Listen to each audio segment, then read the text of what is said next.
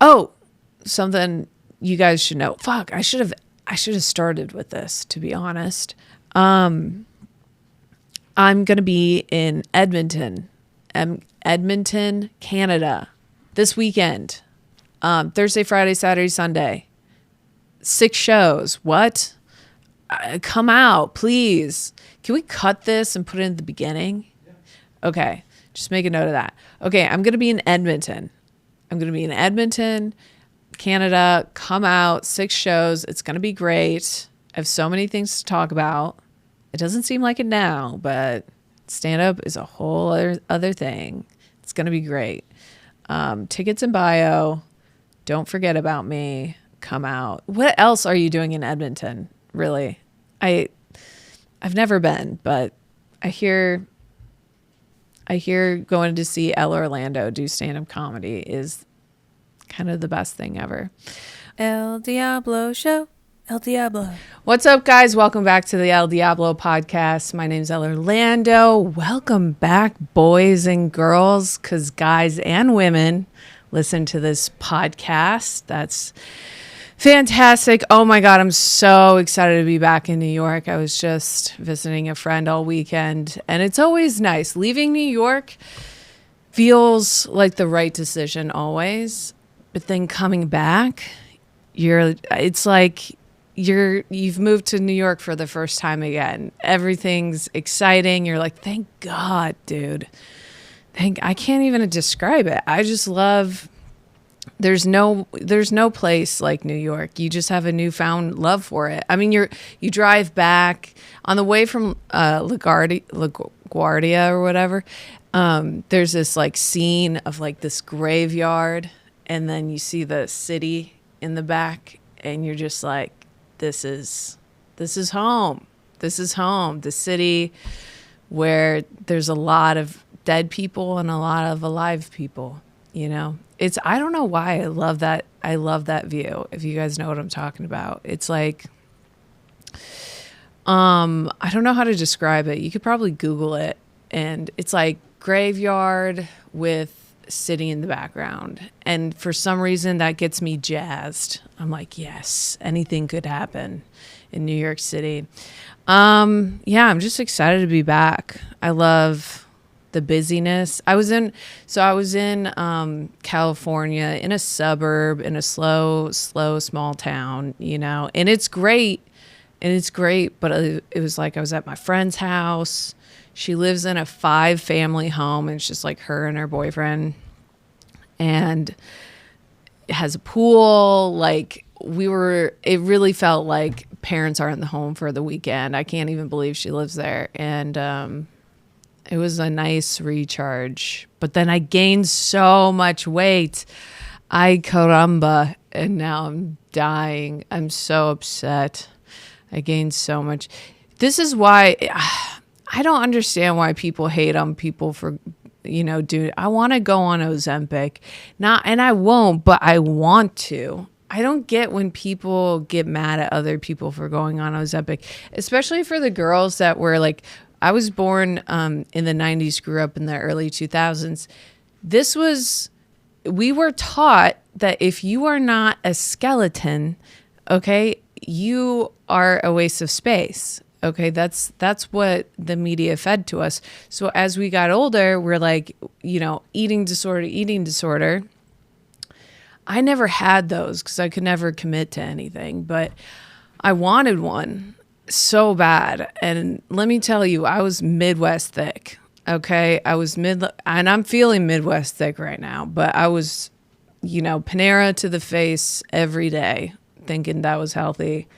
But my parents, they have eating disorders for sure. My dad would eat half a sandwich a day and run like 15 miles and be like, yeah, that's all I need. I'm like, I think you're a little manorexic, my guy. And he's always talking about his weight. My mom's favorite meal is crushed ice. That's her signature snack. She'll be like, honey, do you want me to make you some crushed ice? I'm like, no, that's just frozen water. But she's like, I make it the best. She'll drizzle a little lemonade on it. Like not lemonade with ice. It's ice with drizzled lemonade. It is good. And I'm not bagging on my parents. I appreciate their eating disorders. But I don't understand when people are like hating on girls. Like, of course, everyone's going to see Ozempic and be like, yeah, I want that. At least from my generation who grew up during my time. It's like, it's a part of our culture. It's like telling black people you can't go to a cookout anymore. It's like telling white girls they can't have Ozempic is like telling black people they can't go to a cookout, I think. Is that racist or is that accurate? I think it's accurate, you know? I think white girls, we are infested with eating disorders all around us. And we're trying every day just not to get, I don't know why. Like, guys, it's not, and it's not from men. Like, men are, you ask any guy, well, that's the other thing. You ask any guy, what do you like? Do you like really skinny girls or do you like, you know, girls with a little something on them? And they're like, I like a girl like with a little something.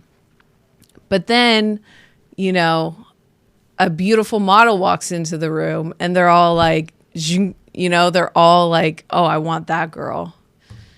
So I think the call is coming from inside the house. I think something's amuck, you know, because they say that they don't want really skinny girls, but then they obsess over them and they like all their pictures. I see all my guy friends liking girls' Instagrams, and they look like they would blow away in the wind. Okay. So I'm like, some of you find it attractive. I don't know. I also have a theory that guys don't want some women, like not guys in general, but like your guy friends. This is how conspiratorial I am. I feel like some guys, they think you're hot, but then they think if you got skinny, you'd be way too hot. So they're like, don't change, just stay the way you are. Because if you get any skinnier, you'll be too powerful. I think that's something. I don't know. Like whenever, like I've been, you know, whenever I've dated a guy, they're like, no, you're perfect. I'm like, you don't know me 10 pounds less. 10 pounds less, you'd be gone. I think that's why. And then when you get in relationships, God forbid, when I had like a 5-year long relationship, I got so fat because he was like, I love you. You're perfect the way you are. I don't think loving yourself is necessary. Okay, I think there's two extremes. There's loving yourself, and then there's, you know, anorexia.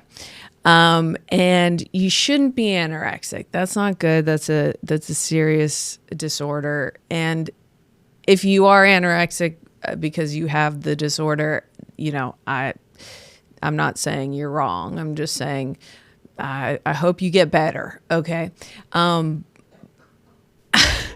But it's like, what was I talking about? That's my point. What I think you guys are like, I think whoever's listening to this is also like, what are you talking about? So I think we're all on the same page. That's the thing. Ooh, did I just get meta? Yeah. Skinny. I don't know what we're talking about. I feel fat.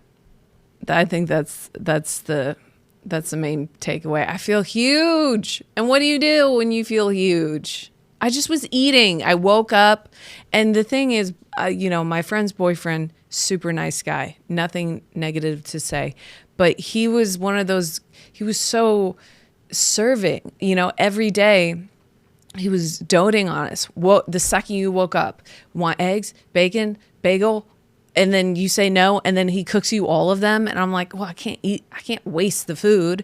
And then a minute passes, he's like, do you want a sandwich? I made you chicken. I made you pasta. And I'm like, oh God, and then you smoke weed, and then you're like, yeah, I'll have everything, I guess. They were the best. I've never been hosted like that before.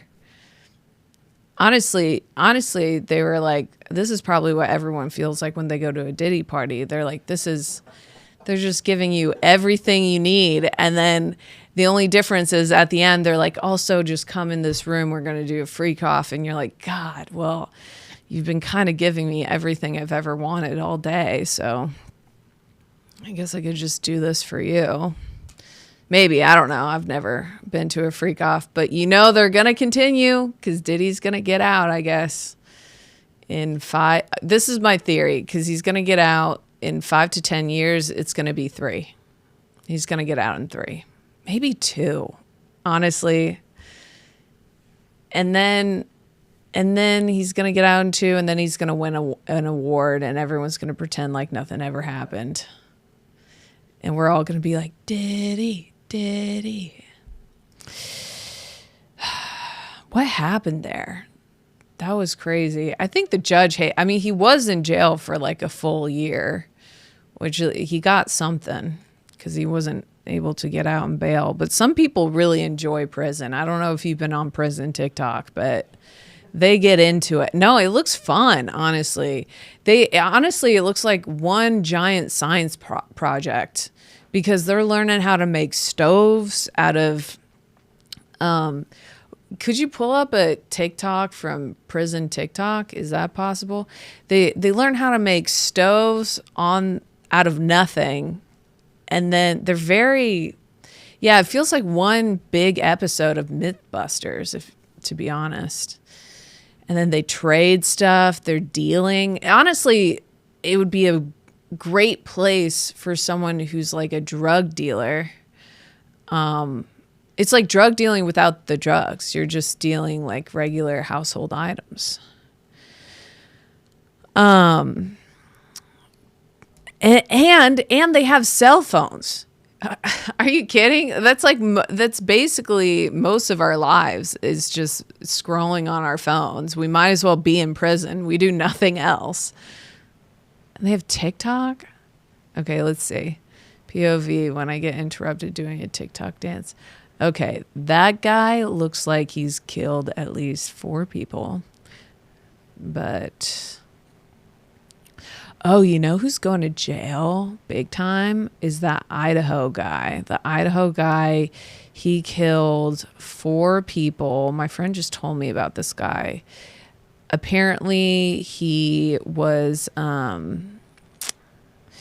he killed 4 students, and it seemed to be at random. Oh yeah, he's gonna get his ass, it's gonna get ripped open. Someone's gonna step inside and carve "I was here" and step out of it. Like, that's how much this guy's gonna get fucked with, because apparently if you murder like innocent people, there's like morals in jail. I don't know, like if you murder women or innocent people for no reason, you get fucked with, like literally, kind of. Yeah, so basically what happened was he meant to kill one girl. He didn't know she lived in a whole house, and he goes up to the room. He tries to kill one girl, but then there's the roommate, and then he like stabs them beyond recognition, which is horrible. And then the girl downstairs, she hears something. She goes upstairs.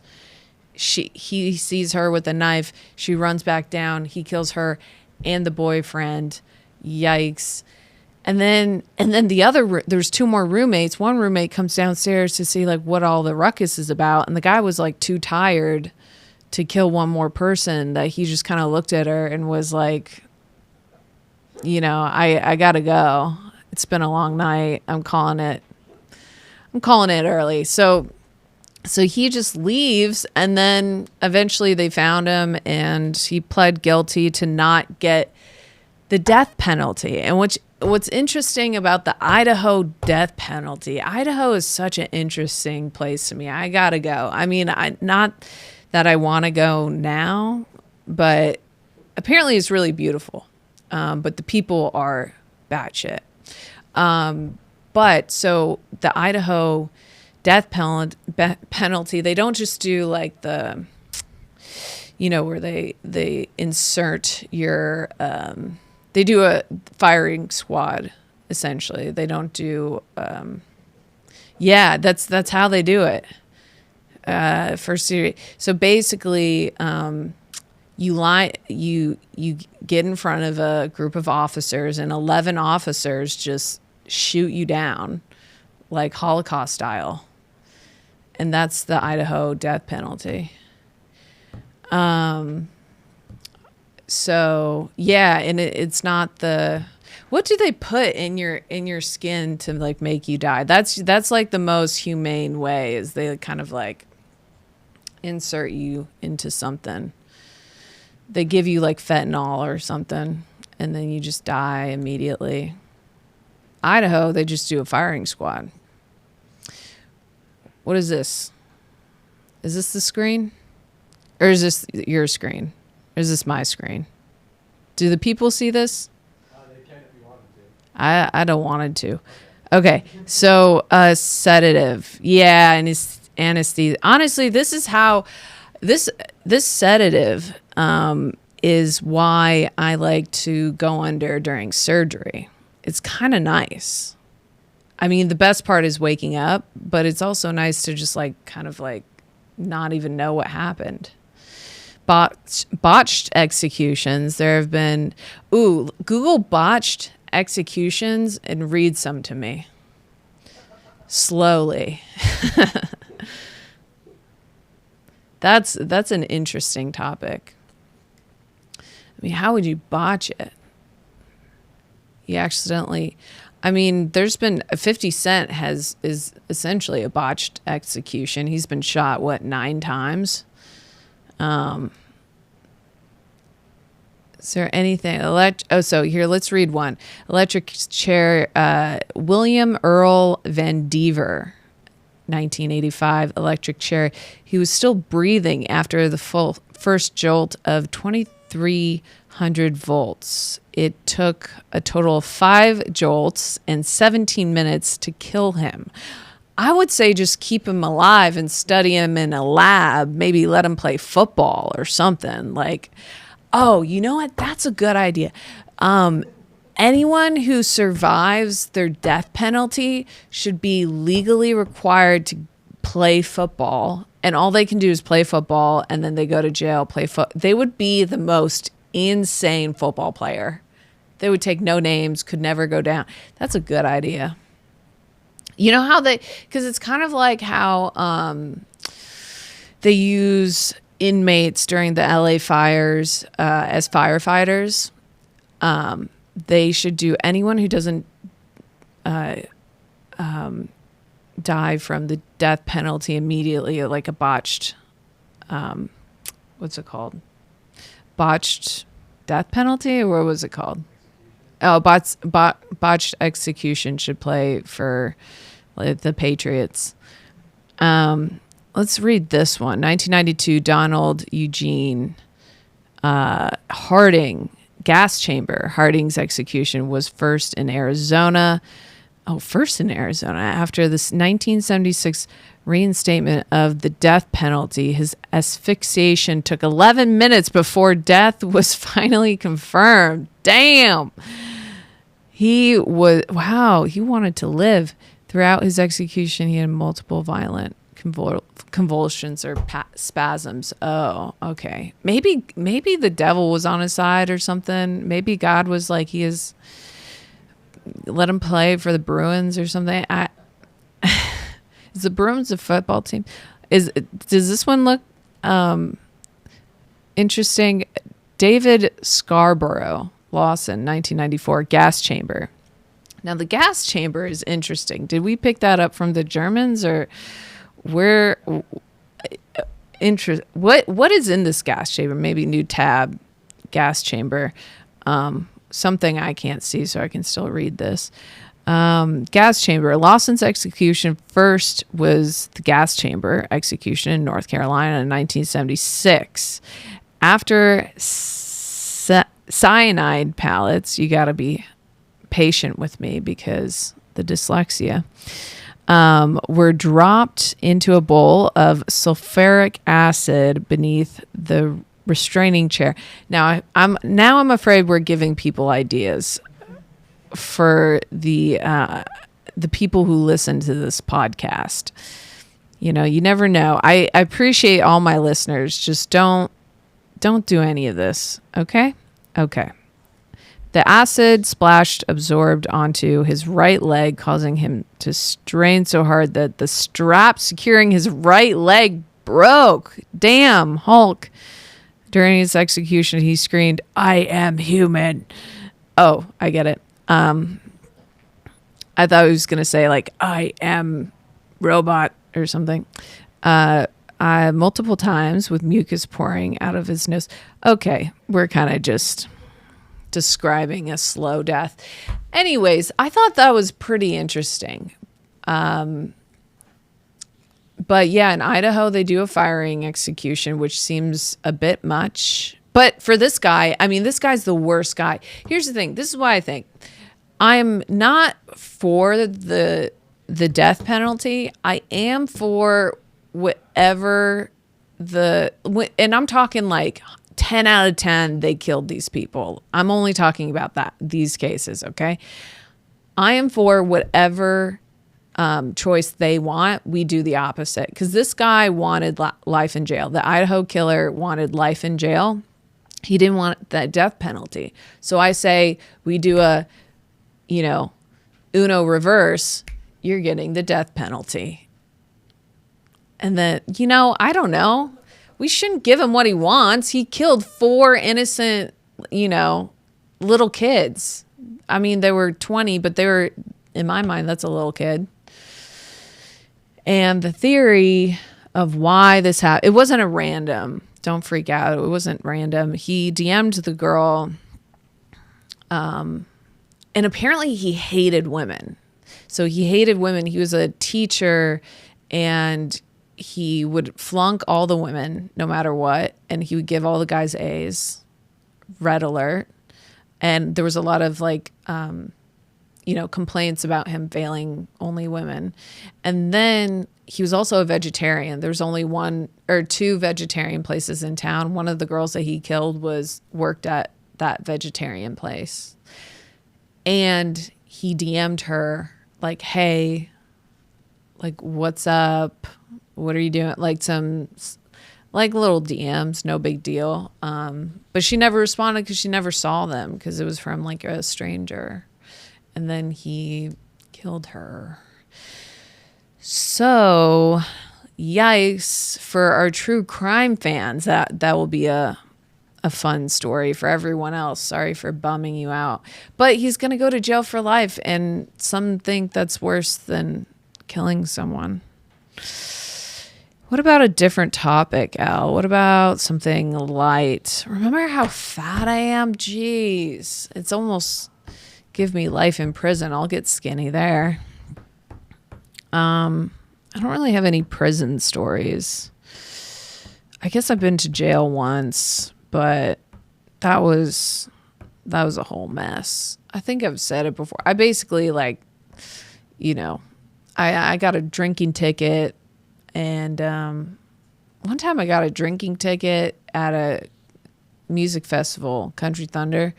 And then to undo the drinking ticket, we had to take this test that was like, are you an alcoholic? We had to do it in the basement of a bank because it was like Wisconsin. I don't know. That's where you do these things.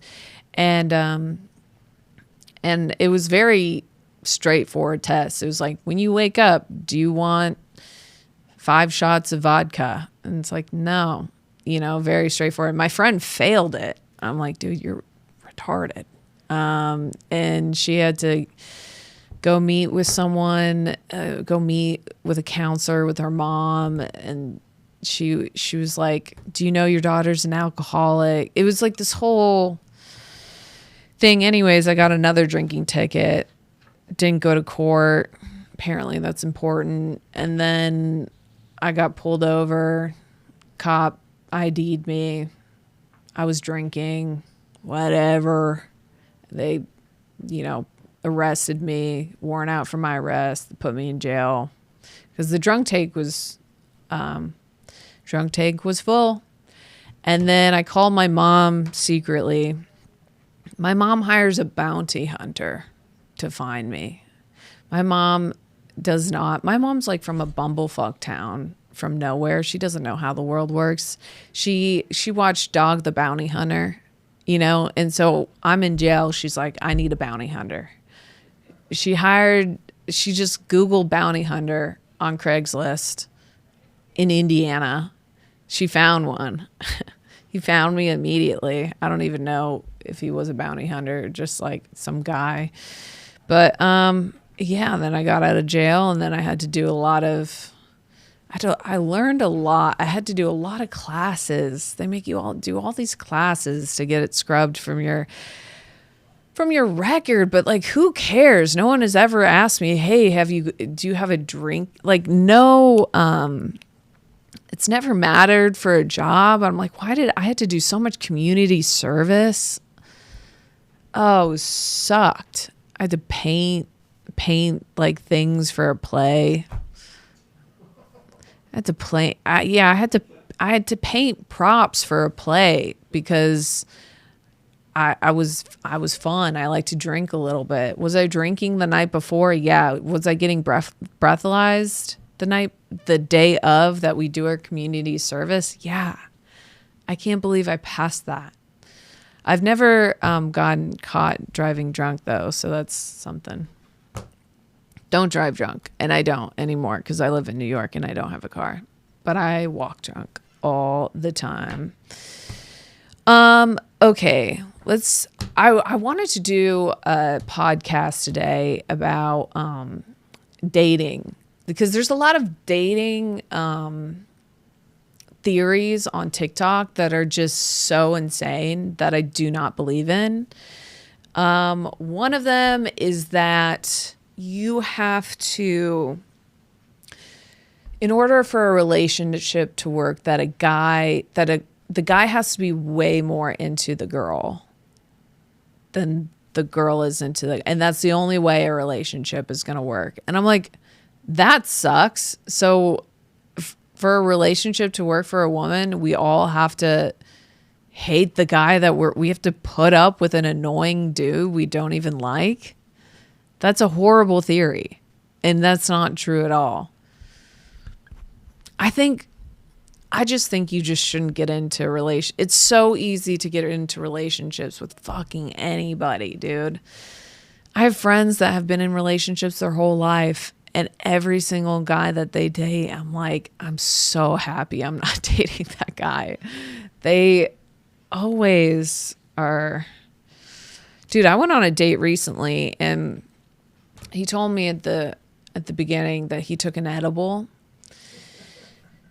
And I was like, all right, cool. You know, a lot of people take edibles. It's no big a lot of comics take edibles and they perform like fantastic stand-up. And I'm like, okay, you know, some people's brains work well on edibles. This guy didn't, you know, he was clearly fucked up, but I'm like, whatever. And then he insists that there's a lot of performative things that guys do that they need to just stop, because they're pretending it's chivalry. Okay, I always have a problem saying this word. Always. Chivalry. How do you say chivalry? Is that no? Silverware. Chivalry. Am I saying okay? Guys mask chivalry. We said it. By doing a couple of these things. One of the things, so he's high as a kite, and he's like, I need to sit. I was going to sit where I was facing the door, and he's like, no, I got to sit there. And I was like, why? He's like, because if someone comes in, I want to be able to see and protect you. I'm like, dude, you can't. If someone walked in here with a gun, the first person freaking out is the guy that's high as a kite. Okay? You're going to do nothing but either think you're hallucinating or freak out or you're not going to know what, you're not going to protect me. You don't even know me. You're probably going to push me. Be like, take her, you know? What are you, a guy as high as a kite going to be like, I'm going to protect you. You can't even talk straight. Your mind is a haunted house right now. You're not going to protect me. It's like that. Or like if they want to walk on the side of the road near the car. Also, by the way, with the whole, like, I need to sit where I'm facing the window so I can protect you. Okay, that's fine. But now you're getting the best view of the restaurant and I have to look at the bathroom. All for you never protecting me. There's no way you're going to protect me. Also, you're half the size of me. Yeah, you're taller, but you're half the size. Especially now that I've gained 85 pounds. Okay? I have more body mass than you. Period. So that, or the guys who are like, I gotta walk on the side of the sidewalk so that you don't get hit by a car.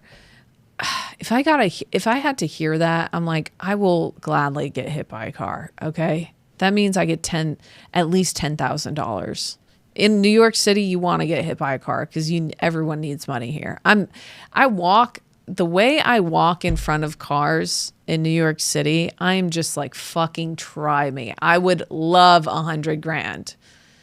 My cousin got hit by a car. She got $300,000 from it. I'm not afraid of getting hit by a car.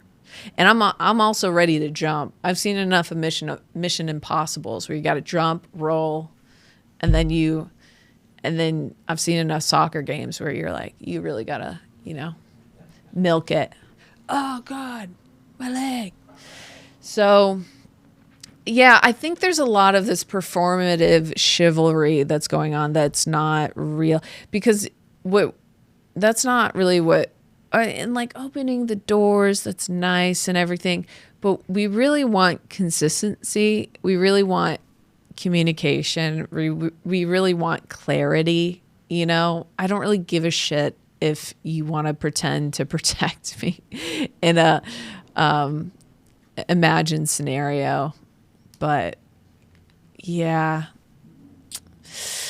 I don't know. There's also another theory I kind of agree with. I mean, the one theory on TikTok that stands the test of time is if he wanted to, he would, which is true.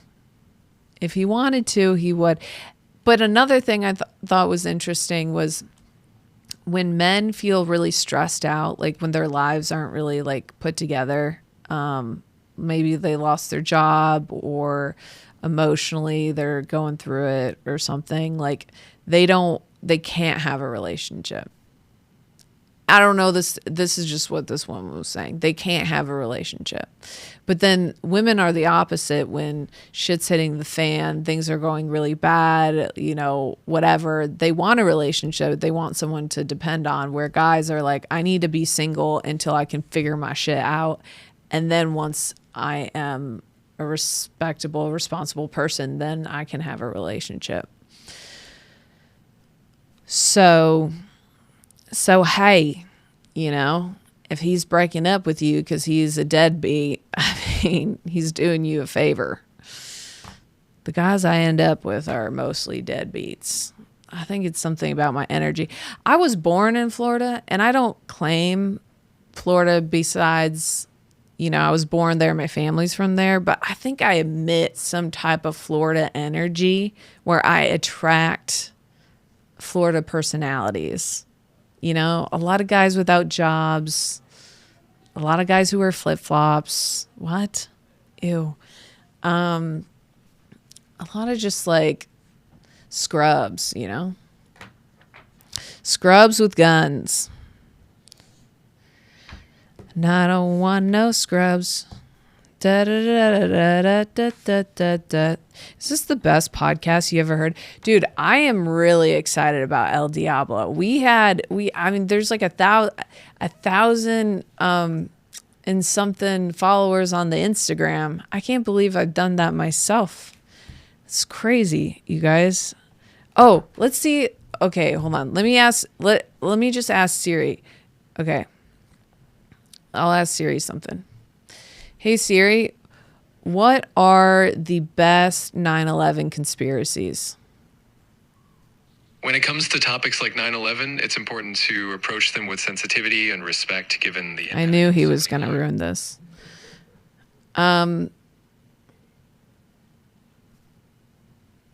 Chat GPT, what should a woman who has been single her whole life, what should she do in dating? I've been single my whole life, by the way.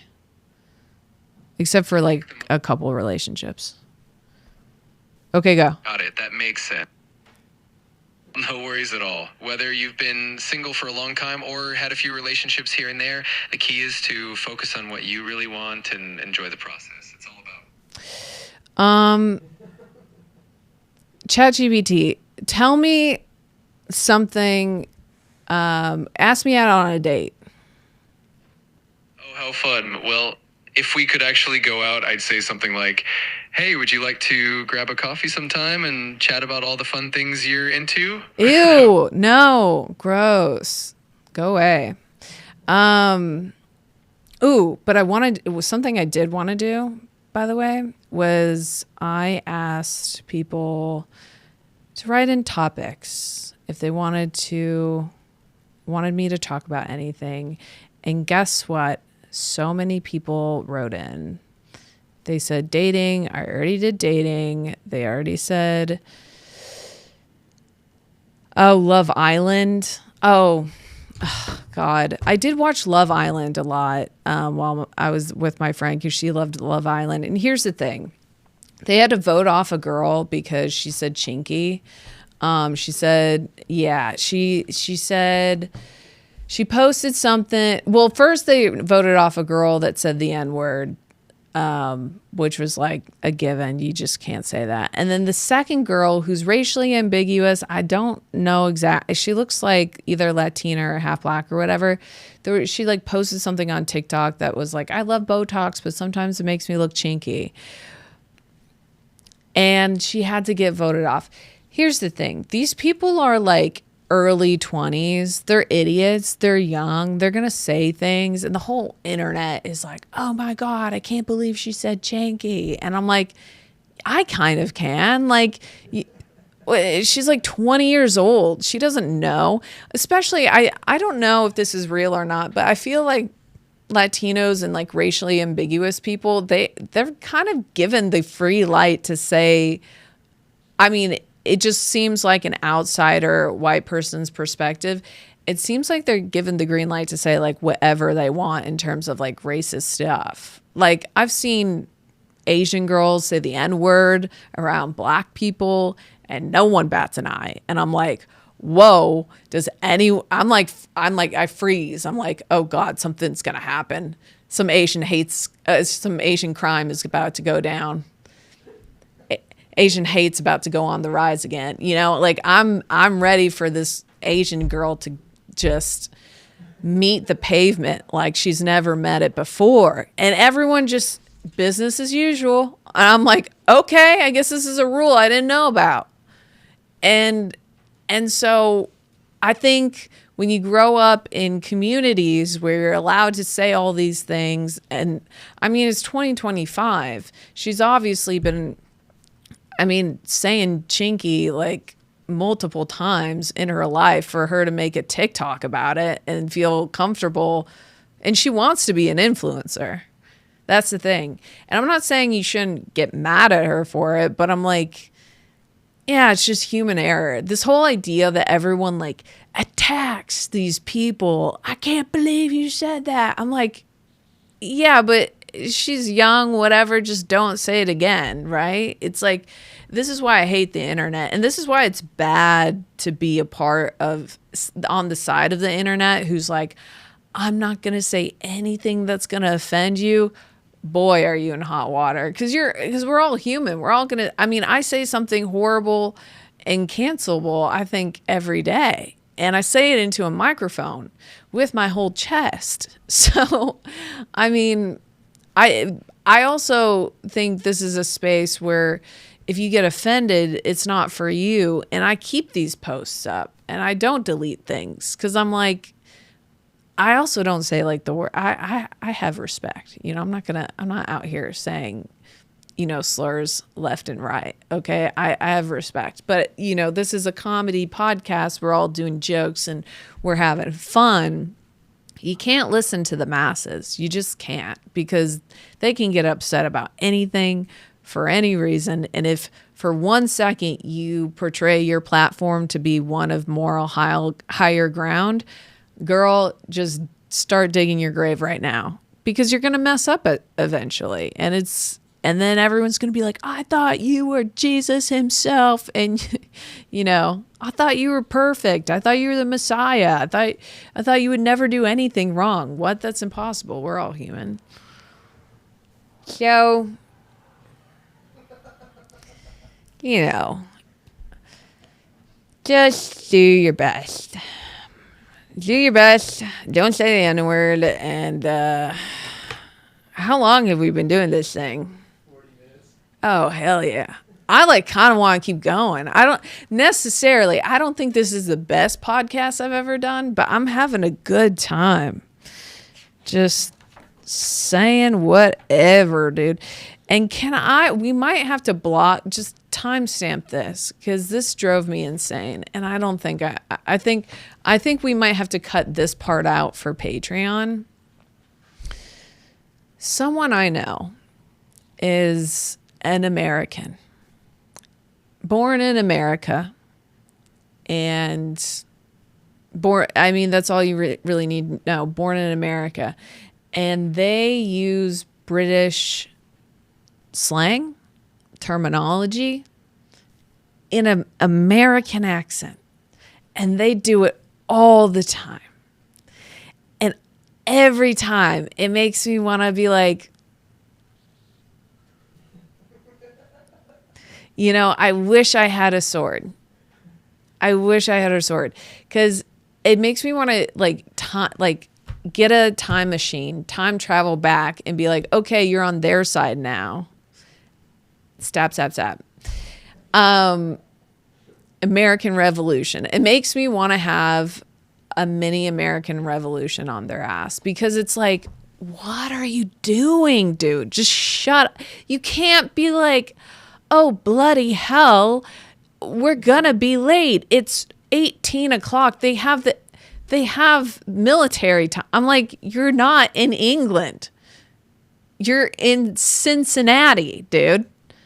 Oh, it makes me so mad. It's so performative. It's so like I'm interesting. Just get a personality. Just be into things. You can love England. You can love it. You don't have to be England. You know, you can just love it. You can appreciate things.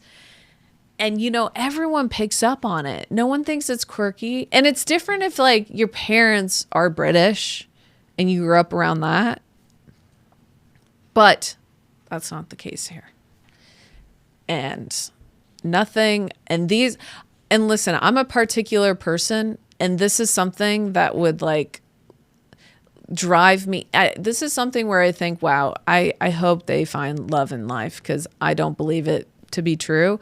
And then you find out like 10 minutes later that they're married with 3 kids. I'm like, anything's possible, you know? Anything's possible. But it's not even an ick. I don't like the term ick. It's just like, what are you doing?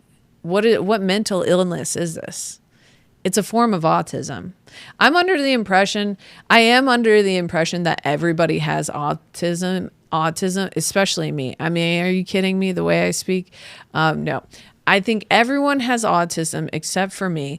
And it's a spectrum, okay? And you can have it a little bit like my dad. My dad has autism, and I know that for sure, because sometimes when I talk to him on the phone, he'll hang up like this. He'll sign off like this. He'll be like, all right, man, see you later. What? All right, my guy. What? We're not boys. You know I'm not a guy, right? My dad treats me like a son. by the way, which is why I am the way I am. Cause I'm like, I guess he's always wanted a son. And so I tried to be the son he never had because my brother sucks. I feel like that's a funny joke. No, my brother does. So I have siblings. Everyone thinks I'm an only child. I have siblings. My dad has autism. My brother for sure has autism. And you're going to think, oh, wow, she's shitting on her autistic brother. He has so much more. He's like Kanye without the talent. Okay. It's not good. Okay. We're not friends. All right. You're either on my side or on his side. And trust me, you do not want to be on his side. I'm pinning. You got to pick a side. My sister, undiagnosed, but autism. I mean, it nicked me, but my brother for sure, my dad for sure, my mom, of course, nicked me. But everyone has autism, and you just gotta accept the weird. I mean, no, everyone. I'm not saying everyone has autism, but like there are more serious cases than others. Maybe I do have autism because I'm really particular about people and how people do things.